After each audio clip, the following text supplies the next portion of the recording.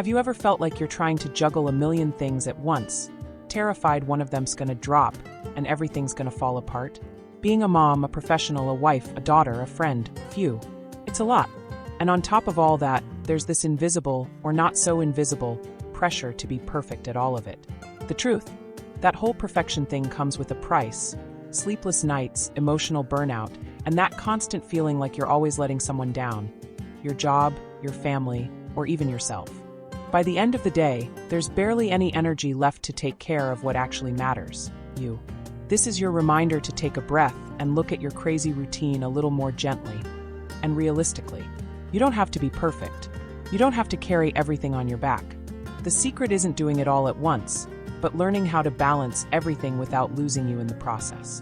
Let's talk real life, doable strategies to help you manage your time better, take care of your emotional health, and most importantly, find some peace in all the chaos. And if you're thinking, but is it even possible to keep it all together without totally losing it? The answer's yes, and I'm going to show you how. Let's figure it out together, yeah? If this feels like your life, stick around and watch this video. And if it helps, hit that like button to show some love and support. Who hasn't felt like life turned into one giant, never-ending to-do list? Wake up early, clean the house, take care of the family, work, try to squeeze in some self-care, and somehow stay calm through it all. Society really piled it on us women, didn't it? It's like we're expected to be amazing professionals, perfect moms, loving partners, caring daughters, and look flawless doing it, with a smile. Just saying all that out loud is exhausting, right? Carrying all these roles leads to serious emotional overload. It's not just physical, it's mental too. Even when you sit down to relax, your brain won't shut up. What did I forget? What's next on my list? That's when burnout creeps in, and suddenly you're running on autopilot. That's why recognizing this overload is step one. It doesn't mean you have to handle everything perfectly all the time. Real balance starts when you accept that you can't do it all, and that's okay. It's okay to focus on what really matters. And what really matters? Whatever makes sense for you. Maybe it's a work project you're excited about, an afternoon playing with your kids, or even just 5 quiet minutes with a book and a cup of coffee. Balance isn't about perfection. It's about choosing what actually fills you up. So, ready to start figuring out what actually matters to you? That's our next step. If there's one thing I've learned the hard way, it's this: when we try to take on the whole world, we end up being swallowed by it. Ever notice how we put all this pressure on ourselves because we think everything depends on us? And then comes the thought, if I don't do it, no one else will do it right. Sound familiar? The problem with that mindset is it leaves no time for us. Like zero. Setting priorities is the way out of that trap. And no, I'm not talking about making a to-do list a mile long and trying to knock it all out in one go. Priority means what really matters right now. What doesn't need to happen this second can wait, and that's totally fine. Try this. Grab a piece of paper and break your tasks into 4 buckets. Urgent and important. Stuff that needs to happen now, like a work meeting or a health issue. Important but not urgent. Things that deserve your time but can be done calmly, like planning a project or organizing the house. Urgent but not important. Things that feel urgent but can be handed off to someone else, like picking something up at the store. Not urgent and not important. The brain clutter, like replying to random messages that can totally wait. Here's a real-life example. My friend Fernanda was completely overwhelmed, working full-time, raising 2 kids, and trying to keep the house spotless. I suggested she try this method, and when she did, she realized she could ask her husband to help more and even hire a cleaner once a week. That small change freed her up so much she was able to get back into Pilates, something she loved but had totally dropped. Another thing about setting priorities? You do not have to say yes to everything. We're so used to trying to please everyone that we end up stuck with commitments that don't even matter to us. So next time someone asks for your time, ask yourself, is this a priority for me? If it's not, say no guilt-free. This is where balance lives, in doing less but with more intention. When you're focused on what really matters, you actually feel in control of your life. And now that we've talked about priorities, next up we'll dive into how to organize your time in a way that brings more ease and less chaos. If you've ever felt like you're just running on autopilot, jumping from one task to the next without a second to breathe, trust me, you're not alone. Time management in real life, it's tough, especially when it feels like every second of your day is already claimed by something. But there's a big difference between being busy and being productive. And that's what we need to get into. One thing that completely changed the game for me was learning how to plan my day in time blocks. Here's how it works. You break your day into chunks and focus on one area of your life at a time. Like mornings are for work, afternoons maybe for house stuff, and evenings are for family or chill time. It stops everything from bleeding together and helps things actually flow. Remember Fernanda? Once she started time blocking, she realized she was wasting hours on little things and bringing work home for no reason. With set blocks for each area of her life, she became way more efficient, and she got her evenings back to hang with her kids and take care of herself. Simple shift, huge impact. Another big one. Let's talk about multitasking. I know we love to brag about how we can do 1,000 things at once, but honestly, that just leaves us more drained and less productive. When you're answering emails, helping the kids with homework, and figuring out dinner all at the same time, chances are you'll miss something or mess it up. The best thing you can do is focus on one thing at a time, even if it feels hard at first. Now, here's a little strategy that seems small but makes a huge difference. Cut down the time you spend on low-priority tasks. Sometimes we get stuck on tiny details and don't even notice how much energy we're wasting on stuff that could be way simpler. For example, I used to try to deep clean the entire house in one day. The result? I'd be completely wiped out and have zero time left for myself. Once I started spreading out the chores over the week, everything felt way easier. Here's a quick and practical exercise for you. Grab a piece of paper or open your notes app. Write down all the things you do during the week. Sort them into 3 categories: high, medium, and low priority. Then build a weekly schedule that includes time just for you. Even if it's just sipping coffee in peace or reading for 10 minutes. Remember, smart time management isn't about doing more. It's about doing things better.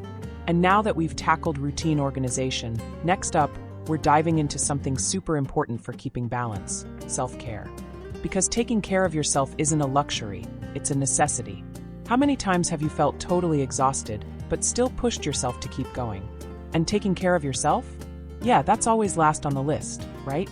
I feel you.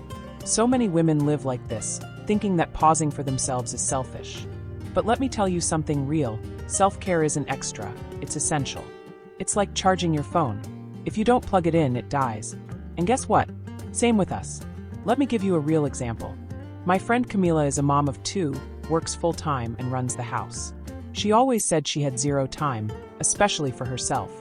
After weeks of feeling totally drained and snappy, she had a heart-to-heart with me and realized something had to change. She started small, 15 minutes at night just for her.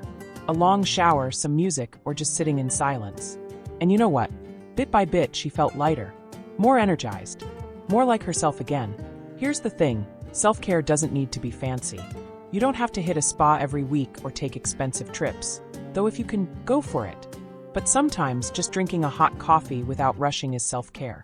The magic is in finding those little moments that are just for you. And that guilt that creeps in when you pause for yourself? Talk back to it. Remind yourself, I deserve this moment because when I take care of me, I can take better care of everyone else. Think about it. When you're okay, you're calmer, more present, and way more available for your family, your work, and everything else. Here are a few easy self-care ideas you can start today. Take mini breaks throughout the day. Even 5 minutes to just breathe, drink some water, look out the window, and disconnect a bit. Make time for things you love. Carve out a little space in your week to do something that brings you joy. Watch a show, read, garden, paint, whatever feels good. Care for your body. That means eating well, moving your body, and getting enough sleep. Doesn't have to be perfect, just intentional. Your body is your home, and it needs love too. One more biggie? Don't feel bad for saying no. Sometimes the most powerful form of self-care is setting boundaries. I know it's hard, especially if you're used to being the one who does it all. But trust me, saying no every now and then is seriously freeing. To wrap this up, I've got one simple challenge for you. Tonight, before bed, ask yourself, what did I do for me today? If the answer is nothing, then tomorrow change that. Do one small thing, just for you. That's how it starts. And in the next part, we'll talk about how asking for help and delegating tasks can actually be one of the smartest, most loving things you can do for yourself. You were never meant to carry the world alone. You know that saying, if you want something done right, do it yourself? Yeah, it needs to be retired. Like yesterday. That kind of thinking only leads to one thing: burnout. For some reason, so many of us believe that asking for help is a sign of weakness. or that if we don't do everything ourselves, we've failed. But the truth is, no one can do it all on their own. Trying to be Superwoman just leads to stress and frustration. Let me tell you about Mariana, a coworker of mine. She was that person who always said, "I'll take care of it." At home, at work, she handled everything from the little stuff to the big stuff. The result? She was constantly exhausted, cranky, and never had time for herself. One day, after breaking down, she decided to try something new. She started delegating, asked her husband to cook dinner twice a week, got the kids involved in cleaning up. At work, she leaned more on her team and started sharing responsibilities. And guess what? It changed everything. She felt lighter, more in control, and finally took an afternoon off, just for her. Delegating doesn't mean losing control. It means sharing the load. Think of it this way. When you delegate, you're giving someone else the chance to help, to be part of the solution.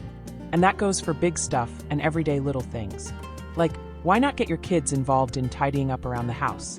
Even if it's just picking up their toys or helping in the kitchen. It might not be perfect at first, but they'll learn, and you'll feel that weight start to lift. Now about asking for help. There's no shame in it. Everybody needs help at some point in life, and honestly, it takes way more strength to ask than to pretend you've got it all under control. If asking feels awkward, start small, like asking a coworker to review something for you, or asking your partner to grab groceries. Little by little, you'll realize people are more willing to help than you think. And the best part?